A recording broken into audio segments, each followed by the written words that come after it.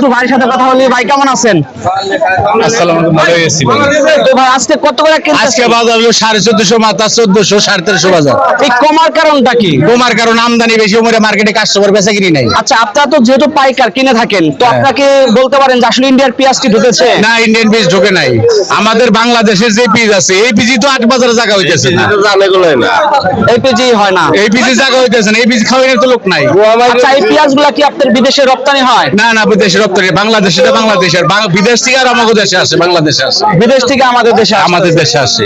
আপনারা এই পেঁয়াজগুলো কোথায় বিক্রি করেন? এই আমার বিভিন্ন জায়গায় যায়, সিটিং যায়, কারণ বাজার যায়, শ্যামবাজার যায়, তারপরে গাজীপুর চৌরাস্তা, বিভিন্ন রাষ্ট্রে চলে যায় আর কি। আচ্ছা, আপনি যেহেতু অনেক দিন যাবত হচ্ছে এই পাইকারে বা কিনে থাকেন, কত বছর হয় এই পেঁয়াজ কিনে থাকেন আপনি? আমি আজ পিস কিনতেছি ধরেন 35 বছর তো হইছেই, 35-36 বছর। আপনার মতে কি মনে হয় আসলে কৃষকদের এই পেঁয়াজের দাম? কৃষকদের তো প্রচুর লস, প্রচুর লস। সার এক বস্তা সার কিনতে গেলে কিনা নাকি 1800-2000 টাকা, সার তো পাই না। কৃষকের প্রচুর টাকা লস হইতেছে, প্রচুর টাকা লস হচ্ছে, প্রচুর টাকা লস। সরকারের তো একটু নজর দেওয়ার উচিত এই কৃষকের পর, কথা বুঝছেন? সরকার তো নজর দেয় না। সারের সিন্ডিকেটটাকে ভাঙতে পারে, সারের সিন্ডিকেটটাকে ভাঙতে কোন সরকারের?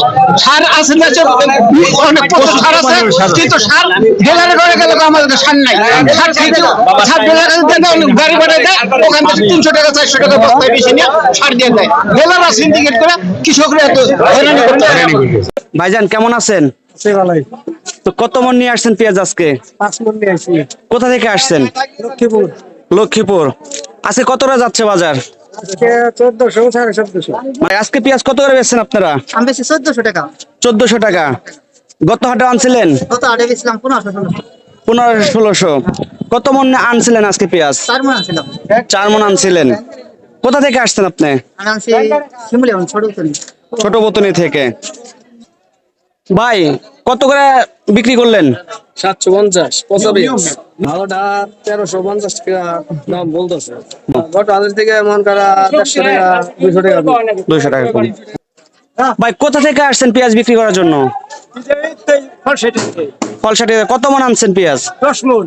10 মন। আজকে পেঁয়াজের বাজার কেমন যাচ্ছে? আজকের বীজের বাজার হচ্ছে 1400, গেলাটা বেছিলাম 1600।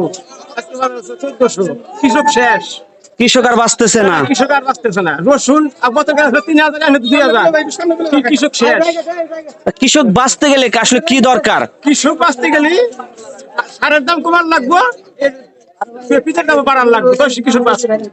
মানে সব দাম কমার লাগবে। এবং আমরা দেখেছি যারা আপনার জমি চাষ করে তাদের খরচ অনেক বেশি। বহুত বেশি।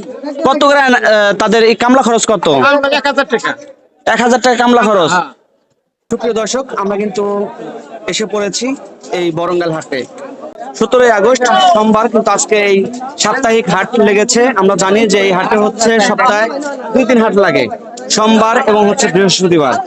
আজকে কিন্তু এই সোমবার আমরা হাটে চলে এসেছি এবং সরাসরি সেই তথ্য চিত্র নিচ্ছি কেমন যাচ্ছে আজকের বাজার এবং পেঁয়াজ কিরকম উৎপাদন হয়েছে এবং কিরকম দাম কমেছে। ভাই একটু দাঁড়াবেন। ভাই পেঁয়াজের দাম কম ভাই, আজকে কম। আজকে না ভাই, বর্তমান বাজারে পেঁয়াজের দাম কম। কষ্ট করে পেঁয়াজ রোপণ করে বিক্রি করতে হয় ভাই, দাম পাই না ভাই। আচ্ছা, এখানে কি আপনার ইন্ডিয়ার পেঁয়াজ কি ঢুকেছে আপনারা কি জানেন?